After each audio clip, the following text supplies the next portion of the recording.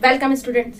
इसके पहले हमने बहुत सारे चैप्टर पढ़े, जैसे कि धातु, अधातु, उनके बीच में रासायनिक अभिक्रियाएं कैसे होती हैं, कौन कौन सी रासायनिक अभिक्रियाएं होती हैं, परमाणु होते हैं, परमाणु में इलेक्ट्रॉन्स होते हैं, वो संयोजकता बनाते हैं। और उसके बाद हमने एक तत्व के ऊपर पूरा चैप्टर भी पढ़ा, कार्बन। कार्बन कैसे उसके अपर रूप होते हैं, क्यों होते हैं इतने अपर रूप, कैसे उसकी संयोजकता होती है, कैसे वो बॉन्डिंग करता है।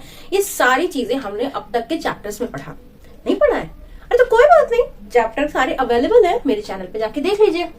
अब हम अगले चैप्टर की तरफ चलते हैं। तो अगले चैप्टर में हम पढ़ने वाले हैं तत्वों का आवर्त वर्गीकरण। अच्छा, मतलब अभी तक जो है काफी नहीं था कि मतलब हाँ बता दिया कि ये पदार्थ है, ठीक है जी, हमने मान लिया ये पदार्थ है। अब फिर बताया कि पदार्थ में भौतिक रासायनिक गुण होते हैं, ये उसके भौतिक गुण है, ये उसके रासायनिक गुण है। उसके चेहरे पे मत जाना, उसकी खूबसूरती पे मत जाना। जरूरी नहीं है कि वो जितना सुंदर बाहर से दिख रहा हो अंदर से भी उतना अच्छा हो। मतलब उसके रासायनिक गुणधर्म जानो, तब डिसाइड करो कि वो क्या है, उसकी असलियत क्या है। चलो जी, ये भी माना। उसके बाद हमने ये कहा कि देखो अब तुम ऊपर से नहीं, देखो परमाणु है, परमाणु से ये सारे तत्व बने हैं, कितने तुम पढ़ रहे हो। अच्छा, परमाणु आ गया पिक्चर में। अब परमाणु में क्या बता रहे हैं कि भाई परमाणु में भी नाभिक होता है, इलेक्ट्रॉन होता है, प्रोटॉन होता है। अब इलेक्ट्रॉन और प्रोटॉन भी आ गया। अब जितने भी होते हैं लफड़ेबाजी, पॉलिटिक्स, ये सारी कर रहा है हमारा इलेक्ट्रॉन। इस पे संयोजकता निर्भर है, कैसे आप किसी से मिल रहे हो, कैसे दोस्ती यारी हो रही है, कैसे आपकी बॉन्डिंग बन रही है, ये सब है हमारे इलेक्ट्रॉन की करामात। अच्छा, अब इसी इलेक्ट्रॉन, चमत्कारी इलेक्ट्रॉन की वजह से हमने एक नया तत्व के बारे में भी पूरा रामायण पढ़ी, उसकी पूरा काला चिट्ठा पढ़ा ना, वो हमारा कार्बन। कि मतलब हमारे कार्बन से हमारा हीरा भी बन जा रहा है, और कार्बन से ग्रेफाइट भी बन जा रहा है, कार्बन से कोयला भी बन जा रहा है। तो इतने सारे ज्ञान की गंगा बहती रही, हम बर्दाश्त करते रहे। मतलब अब हालत ये आ गई है कि अभी तक मतलब पहले पदार्थ पढ़ाया, फिर पदार्थ से तत्व पे आए, तत्व से प्रोटॉन पे आए, न्यूट्रॉन पे आए, इलेक्ट्रॉन पे आए, इलेक्ट्रॉन से फिर एक तत्व अलग से हमने पूरा चैप्टर पढ़ लिया। तो अब भाई यहाँ तक बात बढ़ गई है कि अब हमें पूरे तत्वों का वर्गीकरण पढ़ना पड़ेगा, यानी कि अब सारे तत्व पढ़ने पड़ेंगे। तो ये इतनी मुसीबत में क्यों डाला जा रहा है? तो सोचने की बात ये है कि इतनी बड़ी बात करने की क्या जरूरत पड़ गई, या इतना ज्यादा रायता फैलाने की क्या जरूरत पड़ गई। और में गए सारे दोस्त फुल ऑन मस्ती में हैं, आज पार्टी करते हैं। अब सबने अपनी अपनी डिशेस सोच रखी हैं कि हाँ मुझे ये खाना है, मुझे ये खाना है, मुझे में मीनू आता है। अब मीनू नहीं, फिर मतलब ऐसे रैंडम सब कुछ लिखा हुआ है, ठीक। अब आप सोचोगे ये क्या है, मतलब जिसको चाइनीज खाना है वो ढूंढ रहा है भाई चाइनीज कहाँ है, और जिसको नॉनवेज खाना है वो ढूंढ रहा है कहीं कहीं बीच में, अरे हाँ बिरयानी भी है, ओ ये रोस्टेड भी है, अब ये है कि नहीं है, सारी लाइन पड़ रहा है, तो हाँ ये है। तो कितना हौच-पौच सा हो जाएगा ना सब कुछ। देखो अब अगर उसकी जगह पे मीनू में आए, जो कि नॉर्मल ऐसा ही होता है कि मीनू में आ रहा है, एक तरफ आपको पूरे डेजर्ट लिखे हुए हैं, एक तरफ स्टार्टर लिखे हुए हैं, एक तरफ मेन कोर्स लिखा हुआ है, एक तरफ वेज की सारी लाइन से लिखे हुए हैं, एक तरफ चाइनीज है, एक तरफ नॉन वेज है। तो कितना इजी हो जाता है, जिसका जो मूड हो, भाई मुझे चाइनीज खाना है तो चाइनीज वाली रो में देख लो, हाँ ये अवेलेबल है, इसमें से ये मुझे पसंद है, ये मंगा लेते हैं। जिसे नॉन वेज खाना है, हाँ तो ये है हमारे फूड में, तो आपको जो पसंद हो वो मंगा लो। कितना ईजी हो जाता है सब कुछ, है ना। तो वैसे ही कहानी यहाँ पर भी है। कैसे? इतना ईजी नहीं है मुंह के कवर जितना, लेकिन इतना कठिन भी नहीं है। एक्चुअली हुआ क्या कि बहुत सारे तत्वों की खोज हो गई।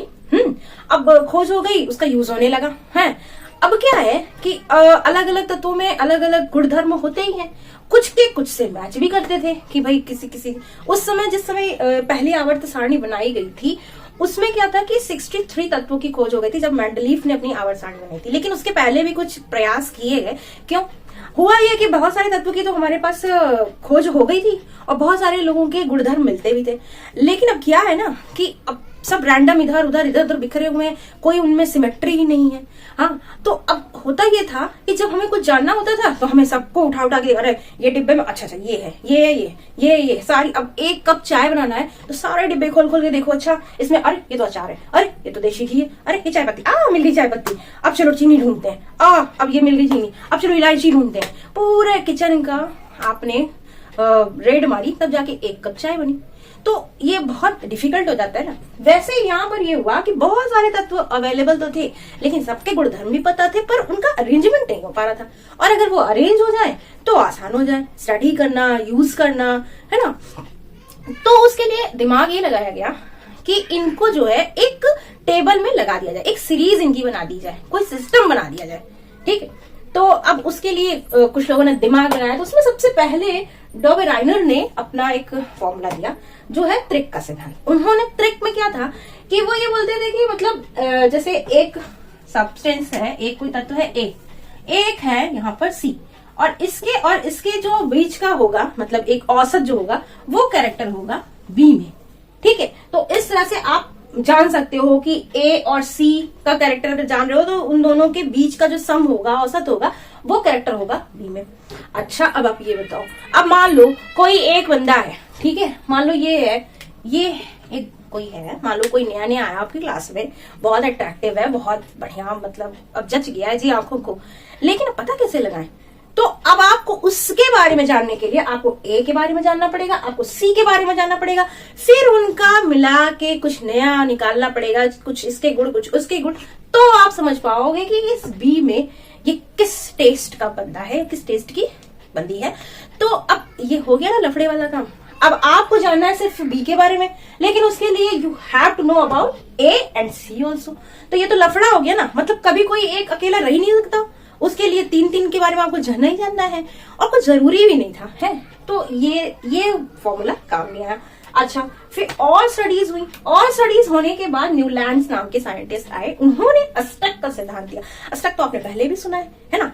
हाँ, थोड़ा उससे मैच करता है। अष्टक मतलब कि जैसे इन्होंने ये कहा कि 1 2 3 4 5 6 7 8, तो 1 और 8 लगभग सिमिलर होते हैं, इनके गुणधर्म लगभग सिमिलर होते हैं। यहाँ जो गुणधर्म होगा, जो 8वां तत्व है, उससे उसका मैच करेगा।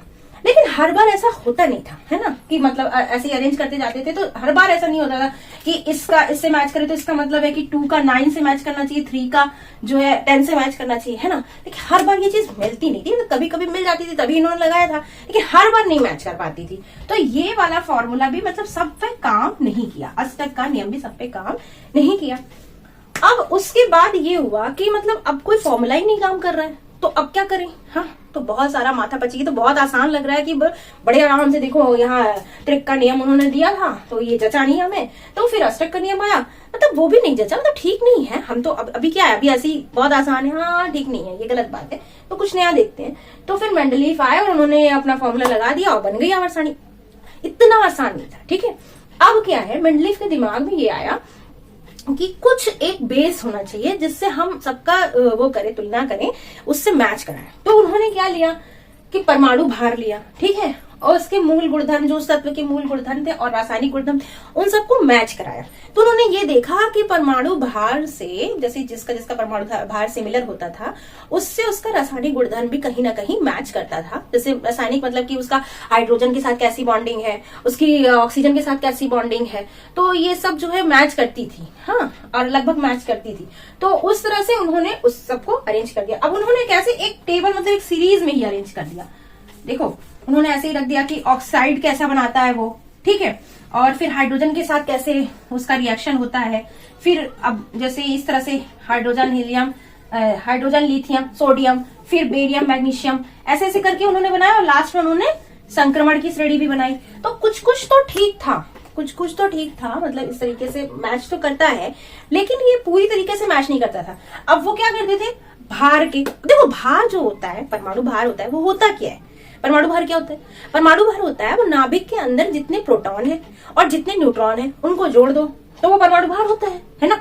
तो परमाणु भार कोई स्वतंत्र चीज नहीं है, कोई फ्री चीज नहीं है, वो डिपेंडेबल है ना। जितना तुम्हारे पास प्रोटॉन होगा, जितना न्यूट्रॉन होगा, उनकी संख्या पे डिपेंड करता है। और दूसरी चीज, परमाणु भार आपने देखा होगा पॉइंट्स में भी होता है। पॉइंट पे होगा तो कहाँ जाओगे भाई, मतलब एकदम भाई, अगर तुम्हारा कॉलम बटा हुआ है, तुम्हारी क्लास बटी हुई है, ठीक है, अब तुम्हारा रोल नंबर ये है कि 1 से 50 तक के इस रूम में बैठोगे और 50 से ऑनवर्ड उस रूम में बैठोगे।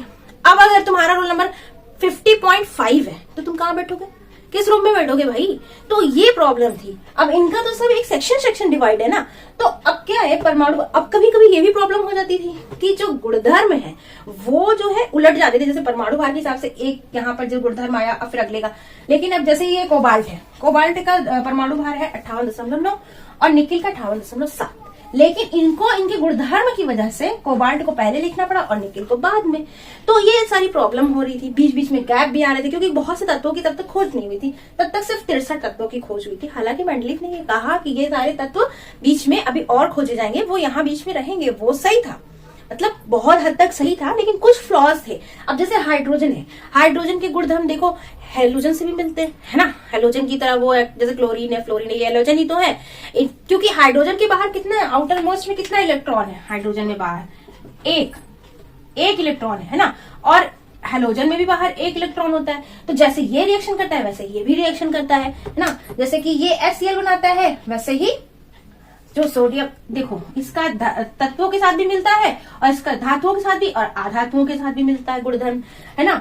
क्योंकि इसमें क्या है, 2 इलेक्ट्रॉन होने चाहिए, या तो ये दे दे या तो ये ले ले। H2 भी बना लेता है ये, जैसे Cl2 होता है, O2 होता है, वैसे ये H2 भी बनाता है। तो हाइड्रोजन की जो ना स्थिति वो क्लियर नहीं हो पाई कि उसको रखना कहाँ है, उसको धातुओं के साथ रखना है कि अधातुओं के साथ रखना, पहले वाले ग्रुप में रखना कि हेलोजन। ये फ्लॉज थे मेंडलीफ में, है ना। लगभग उन्होंने सही भी, संक्रमण श्रेणी जो है वो सही भी था कि हाँ ऑक्टेन है वो रिएक्शन नहीं करते, तो वो संक्रमण श्रेणी में। तो लेकिन कुछ चीजें ऐसी थी जो मैच नहीं करती, जैसे सोडियम जो हाइड्रोजन का यौगिक होता है वो HCl, H2O, H2S, है ना। और वैसे ही सोडियम यानी कि धातु भी वैसे ही यौगिक बनाते हैं, NaCl, Na2O और Na2S, है ना। तो इस तरह से इसकी स्थिति क्लियर नहीं हो पाई, और जो कम परमाणु भार के थे उनको आगे मतलब पीछे रखना पड़ा, ज्यादा परमाणु भार वालों को आगे रखना पड़ा। तो इस तरह से बहुत सारी ऐसी चीजें थी जो बहुत अच्छा सीक्वेंस सब नहीं बन पा रहा था, ठीक। उसके बाद क्या हुआ कि भाई लेकिन एक मोटा मोटा अंदाजा हमें मिल गया, ठीक। अब भाई हमारे पास एक आइडिया आ गया कि हमें ऐसे ही करना है, हाँ। अब एक आइडिया मिल जाता है तो फिर तो काम बन ही जाता है। तो उसके बाद एक आए जो है हेनरी मोज़ले। अब हेनरी मोज़ले ने क्या किया, उन्होंने ये कहा कि देखो यार, किसी बच्चे के, मान लो कोई बच्चा है तो उसका हम ये जज कर ले कि भाई बच्चा है तो माँ बाप के गुणधर्म होंगे, तो पिताजी के गुणधर्म ले लो, माता जी के गुणधर्म ले लो, दोनों को मिला लो, डिसाइड कर लो कि ये क्या है। वही हाल है ना, परमाणु भार, प्रोटॉन जोड़ लो, न्यूट्रॉन जोड़ लो, फिर बता दो। तो उन्होंने कहा नहीं ऐसा नहीं है, सबका अलग अलग कैरेक्टर है, ठीक है। तो अब इसे कैसे डिसाइड करेंगे, इलेक्ट्रॉन से डिसाइड करेंगे, ठीक है। जो इलेक्ट्रॉन होता है वो सबका यूनिक नंबर होता है, परमाणु संख्या है ना वो सबकी यूनिक होती है, और उसी पे सारी चीजें डिपेंड भी करती है। तो इन्होंने क्या किया, तत्वों के गुणधर्म परमाणु संख्या का आवर्ती फलन होता है। ये लाइन देखो थोड़ी सी टेक्निकल है, और एग्जाम में पता है अगर वो ऐसे पूछ लेंगे कि बताओ मोज़ले का आधार क्या था आवर्त सारणी का, तो आप बता ही दोगे परमाणु क्रमांक। लेकिन वो ऐसे नहीं पूछेंगे, वो थोड़ा सा टेक्निकल करेंगे तुम्हें कंफ्यूज करने के लिए। वो बोलेंगे किसका आवर्ती फलन था, जो मोज़ले ने सारणी बनाई वो किसका आवर्ती फलन है, यानी कि किस कैरेक्टर पे डिपेंड है ना। आवर्ती यानी किसकी, आवर्त यानी बार बार आना, और बार बार कैरेक्टर जो है रिपीट हो रहे हैं, बार बार गुणधर्म रिपीट हो रहे हैं। इसीलिए हमने टेबल बना दी, एक एक जिसका जिसका मिल रहा है उसको साथ रख के और ऐसे अरेंज कर दिया, ताकि हमें बिल्कुल क्लियर पता चले इस क्लास में ये है, इस क्लास में ये बच्चे हैं। जैसे रजिस्टर मेंटेन करते हैं वैसे हमने मेंटेन कर दिया। तो उसमें आपको बताना है परमाणु संख्या, मतलब शब्द से कंफ्यूज नहीं होना, ठीक है। अच्छा अब ये देखो, ये बहुत नॉट सो इम्पोर्टेंट है, मतलब इतना भी हल्के में नहीं लो। ये लोग एक एक नंबर के क्वेश्चन आते हैं कि बताओ त्रिक का सिद्धांत, जो परमाणु जो आवर्त सारणी है उसमें त्रिक का सिद्धांत किसने दिया था, ठीक है, ऐसे पूछ लेंगे। या अष्टक का सिद्धांत किसने दिया था, तो बस इस नाम रट लो कि न्यूलैंड ने अष्टक का दिया था और डॉबेराइनर ने त्रिक का दिया था, और मेंडलीफ का जो था वो परमाणु भार पे डिपेंड था, और उसके बाद परमाणु क्रमांक पे आ गया। अच्छा अब जब परमाणु क्रमांक पे आ गई बात, तो देखो परमाणु क्रमांक पे आने के बाद तो मसला हल ही हो गया, है ना। क्योंकि परमाणु क्रमांक यानी कि नंबर ऑफ इलेक्ट्रॉन, और इलेक्ट्रॉन ही है वो सारा खुराफात की जड़। यानी कि जिस तत्व में कैसे कितने इलेक्ट्रॉन हैं, कितनी कक्षाएं हैं, यही सब उसके गुणधर्म पर डिपेंड, वो सारा डिपेंड हो जाता है ना। तो अच्छा, तो अब हम यहाँ पर ये देखेंगे कि कैसे फिर अरेंज किया गया। अब मोज़ले ने क्या किया ना कि जैसे ही उनको कोई इलेक्ट्रॉन का मिला कि हाँ ठीक है ये हमारे पास अच्छा आइडिया आ गया है, अब हम ऐसे ही बनाएंगे। फिर उन्होंने क्या कर दिया कि सबको लाइन से बिठा दिया, ऐसे ऐसे ऐसे करके लाइन से बिठा दिया, है ना। लेकिन आपने आवर्त सारणी देखी होगी, हाइड्रोजन यहाँ है, फिर उसके बाद क्या है, फिर बगल में हीलियम होना चाहिए। अगर परमाणु क्रमांक के हिसाब से हाइड्रोजन का 1 है, हीलियम का 2 है, लिथियम का 3 है, फिर बोरॉन है, फिर बेरियम है ना। तो ऐसे होना चाहिए, ऐसे बगल बगल, लिथियम, बोरॉन, बेरियम, कार्बन, है ना, ऐसे ऐसे होना चाहिए। लेकिन आप जो सारणी देखते हो उसमें कैसे होता है, उसमें यहाँ हाइड्रोजन है, उसके बाद बीच में कुछ भी नहीं है, ठीक है, और एकदम लास्ट में जाके हीलियम है ना।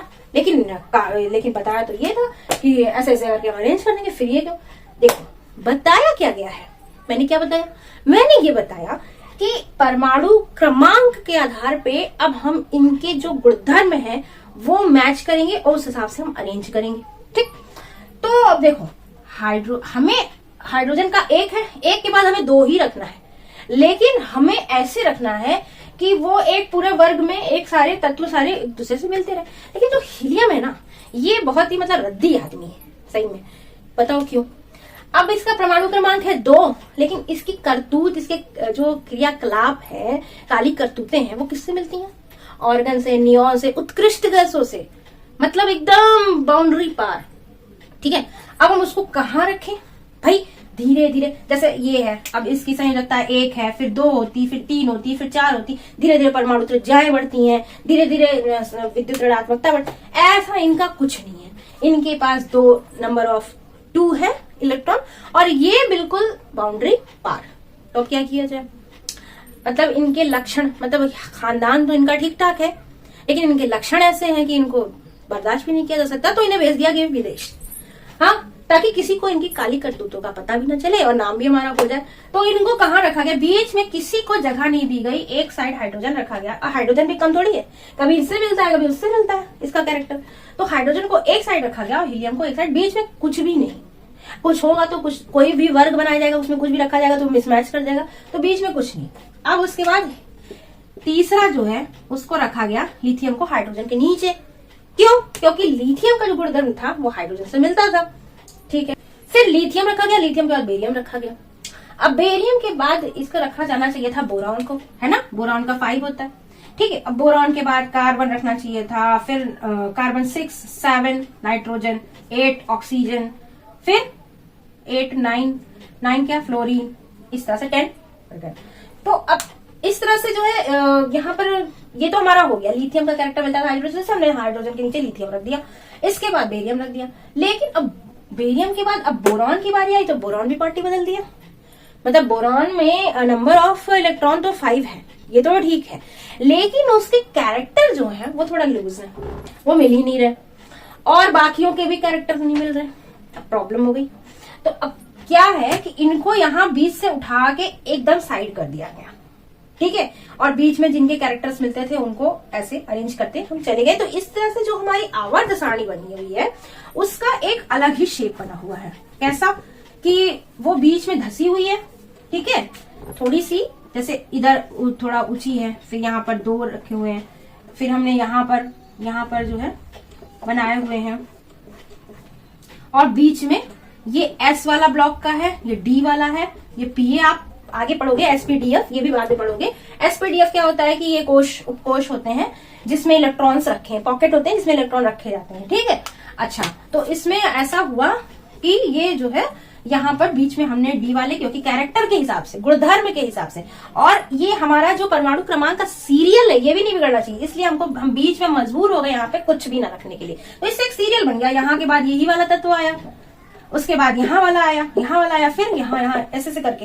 तो इस तरह से जो आवर्त थे, जो वर्ग हैं हमारे, इनकी संख्या कितनी हो गई? 18, क्योंकि ये 20 से और गायब हो गए, 10 यहाँ बीच में D वाले आ गए। ठीक है, और ये जो ऐसे क्षैतिज हमारे हैं, ये है आवर्त, पीरियड जिसको बोलते हैं, ये है 7। तो जो नई आवर्त सारणी है उसमें वर्ग कितने बने? 18। क्यों? इन लोगों की करतूतों की वजह से, इनके गुणधर्म ही नहीं मैच करते थे। और जो आवर्त है, हाँ, कि कितने मतलब कितनी वो आएंगे, लेयर्स बनी है, वो है 7। ठीक है, आवर्त यानी कि जिनके कैरेक्टर रिपीट हो रहे हैं, और वर्ग जिसके एक दूसरे से वो सारे संयोजकता, सारे गुणधर्म वो सब मैच करें। ठीक है, अब हमें ये इसमें देखना है कि देखो ये जो इलेक्ट्रॉन का संयोजन होता है वो किस हिसाब से होता है। उसमें कोश होते हैं, KLMN। KLMN हमने नाम दिया है उसको। ठीक है, जैसे देखो किसी भी परमाणु में इलेक्ट्रॉन की तो हम बात ही कर रहे हैं, तो इलेक्ट्रॉन को भी थोड़ा डिटेल में समझ लेते हैं कि जैसे इलेक्ट्रॉन है, ये हमारा नाभिक है, इसके चारों तरफ ऐसी कक्षाएं हैं और इसमें ये इलेक्ट्रॉन हमारे घूमते रहते हैं। ठीक है, अब ये इन कक्षाओं का नाम दिया गया है। ठीक है, तो पहली है तो उसको K, फिर आगे दूसरी तो L, फिर M, फिर और बड़ी होगी तो N, है ना? ऐसे है, इन सब सेल को नाम दिया गया है। ठीक है, अब इसमें ही ये K सेल है, इसमें ऐसे रूम बना होता है, इसमें 2 इलेक्ट्रॉन रह सकते हैं। ठीक है। अब ये एरो जैसा क्यों बना है, ये आप हायर क्लास में पढ़ोगे, इसको बोलते हैं एस। अब इसके बाद ज्यादा होगा तो एस और पी में 3 ब्लॉक्स होते हैं, इसका मतलब हर ब्लॉक में 2 आ सकता है, यानी कि 6 इलेक्ट्रॉन हो सकते हैं, है ना। तो इस तरह से sp-df होता है, उप कोश जिसको बोलते हैं, और ये कोश। तो ये हमें क्यों बता रहे हो भाई, अरे हमें आइए क्लास में ही पढ़ना है, बड़ी क्लास में ही पढ़ना है, हमारे लेवल की बात नहीं है, तो क्यों पका रहे हो। देखो इसलिए पका रहे हैं क्योंकि अब मैं आपको ये बताने वाली हूँ कि ये जो हमने तत्व रखे, ये जो हमने आवर्त सारणी बनाई, इसमें कैसे, तो थोड़ा एक रैंडम आइडिया देने वाली हूँ कि ये कैसे गुणधर्म इनके आवर्त सारणी में बदलते हैं, ठीक है। उसके लिए आपको थोड़ा सा ये सब जानना होगा, कैसे इलेक्ट्रॉन्स हैं, कैसे ये, क्योंकि मैं इसको बताऊंगी ना। अब जैसे देखो एक चीज और जान लो, 2n², ये फॉर्मूला होता है किसी भी सेल में इलेक्ट्रॉन्स कितने होंगे इसका अंदाजा लगाने के लिए, ये है, ये मास्टर की है हमारे पास, ठीक।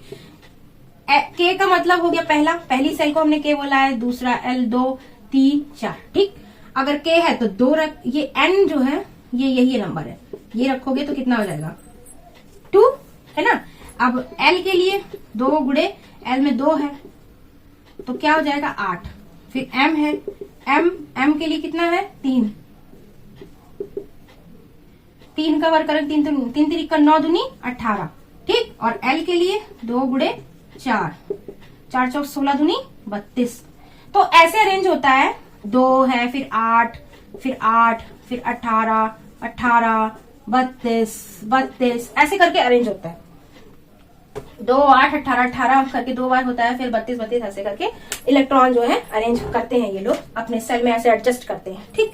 अब मैं इसे क्यों बता रही हूँ, देखो इसलिए बता रही हूँ क्योंकि मोटा मोटा आइडिया आपको यहाँ देना है कि अगर आपने इतनी सारी महाभारत पढ़ी है तो उसका आप इस्तेमाल क्या करोगे, मतलब खुद को सेटिस्फेक्शन तो होना चाहिए भाई। अब मैं 20 मिनट से ये राम कहानी सुन रहे हैं, ये इतनी सारी झाँझाँ सुन रहे हैं, तो कुछ तो प्रसाद भी मिलना चाहिए। तो देखो ये हम मतलब ये आपको बताना है इसका मकसद कि जो जब हम मेंडलीव की जो आवर्त सारणी में हम ये रख रहे हैं, ठीक है, फिर उसके बाद यहाँ पर रखते हैं बीच में 10 वर्ग होते हैं। तो वर्ग को ऐसे याद कर सकते हो, वर्ग मतलब क्या, हिंदी वाले जानते होंगे, ऊपर लिखा जाता है वर्ग, है ना। तो यानी कि जो ऐसे ऐसे ऐसे खींचा है ये वर्ग है, और जो लेटा हुआ है वो आवर्त है, ठीक।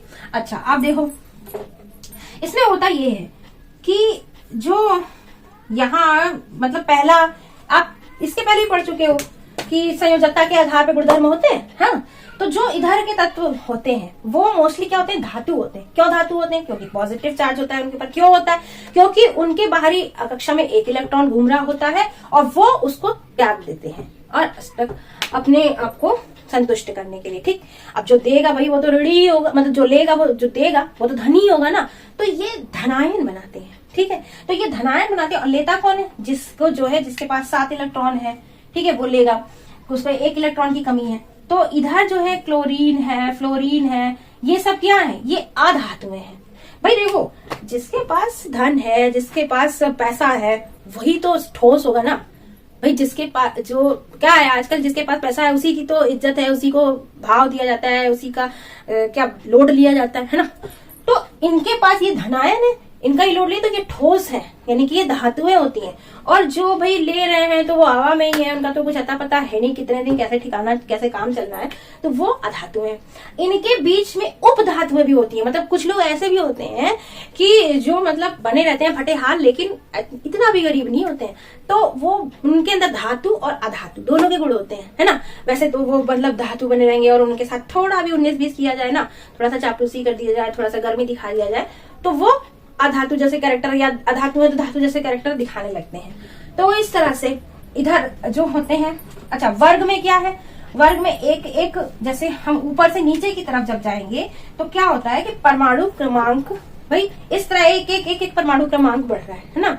तो परमाणु क्रमांक एक बढ़ रहा है, तो मतलब एक इलेक्ट्रॉन बढ़ रहा है। तो एक इलेक्ट्रॉन से सेल नहीं बदल जाती है, या पूरी सेल इतनी तेजी से नहीं बदलती, लेकिन नीचे जैसे जैसे हम जाते हैं बहुत तेजी से परमाणु क्रमांक बदलते हैं, बहुत ज्यादा अंतर आता है ना। जैसे अब यहाँ हाइड्रोजन है तो 1, और उसके नीचे क्या है लिथियम, उसका 3, है ना। ऐसे बहुत तेजी से अंतर आता है। लिथियम के बाद सोडियम, तो वो तेजी से अंतर आ रहा है। सोडियम का 11, 3 से 11, तो 11 आएगा तो सेल पूरी बदल जाएगी, एक नई सेल उसमें जुड़ गई।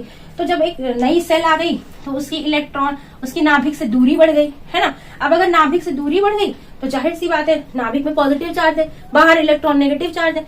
तो जब दूरी बढ़ जाएगी तो इतना वो रहेगा, जोर पकड़ेगा, है ना, नहीं।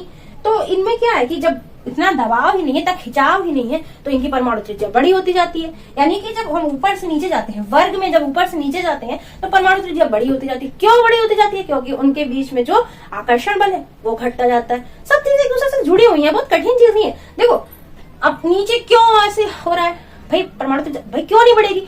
1 है, फिर 3 है, फिर 11 है, नंबर ऑफ इलेक्ट्रॉन बहुत तेजी से बढ़ रहा है ना। इतनी तेजी से इधर थोड़ी ना बदल, एक स्टेप बदल रहे हैं, तो एक इलेक्ट्रॉन से सेल नहीं बदल जाती। अब एक में तो दो इलेक्ट्रॉन है, दो की जगह तो बहुत देर में बदलेगी। यानी कि इधर से इधर जाने पे उतनी तेजी से जो है वो नहीं बढ़ती है परमाणु त्रिज्या, जितनी तेजी से वर्ग में ऊपर से नीचे जाने पे बढ़ेगी। ठीक, और क्यों बढ़ेगी? क्योंकि उसका नाभिक से दूरी बढ़ गई है, आकर्षण बल कम हो जाएगा। आकर्षण बल कम होने की वजह से क्या है कि जो विद्युत ऋणात्मकता है वो जो है इधर क्या है, ये धनात्मक है और ये ऋणात्मक होते हैं, है ना। तो इधर जो है वो highly negative part, highly negativity होती है उसमें।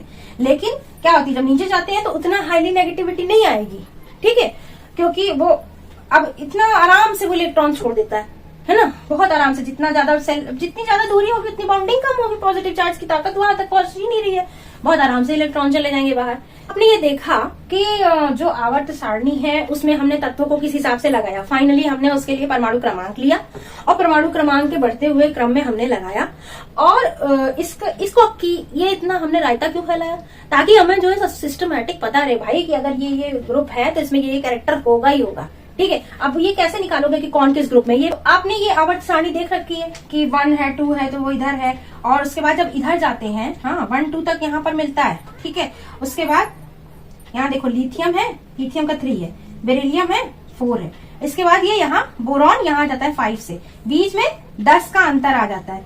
तो जब इसको निकालते हैं कि वो कहाँ पर उसकी स्थिति क्या है, तो क्या करते हैं कि जो इधर का आता है आगे, यानी कि 3 4 तक आया तो ठीक है, आपने बता दिया पहला वर्ग है, दूसरा वर्ग है ना। उसके कैसे, number of electron outer most में कितने हैं, 2 है, तो इसका मतलब दूसरे वर्ग में होगा। इलेक्ट्रॉन से ही तो पहचानोगे। 1 है, बाहरी कक्षा में 1 इलेक्ट्रॉन है तो पहला वर्ग होगा, 2 इलेक्ट्रॉन है तो दूसरा वर्ग होगा, 3 इलेक्ट्रॉन है तो अब क्या करोगे, 10 जोड़ दोगे, तो यहाँ पर उसकी स्थिति आ जाएगी। होगा तो वर्ग तीसरा ही वर्ग होगा, लेकिन स्थिति कहाँ चली जाएगी, पी वाले ब्लॉक में, ठीक है, पी वाले ब्लॉक में चली जाएगी। इस तरह से आप उसको समझ पाओगे, ठीक। अच्छा, अब ये जान लोगे तो आप उसको ये भी बता दोगे कि भाई अगर पहले वर्ग में है तो वो धातु होगा, उसमें 1 इलेक्ट्रॉन है तो उसकी संयोजकता ज्यादा होगी, है ना। और अगर उसकी बाहरी कक्षा में 7 इलेक्ट्रॉन है, इसका मतलब वो अधातु होगा, उसकी संयोजकता भी जो है वो हाईली नेगेटिव होगा, विद्युत ऋणात्मकता उसकी ज्यादा होगी, और वो किस तरह के बॉन्ड बनाएगा, वैद्युत बॉन्ड बनाएगा, ठीक है। तो बहुत सारी चीजें इससे हमें क्लियर हो जाएंगी। जैसे ही आप उसकी कक्षा जानोगे, उसकी इलेक्ट्रॉन के नंबर ऑफ इलेक्ट्रॉन जानोगे, आप उसकी बहुत सारे गुणधर्म खुद ब खुद समझ जाओगे।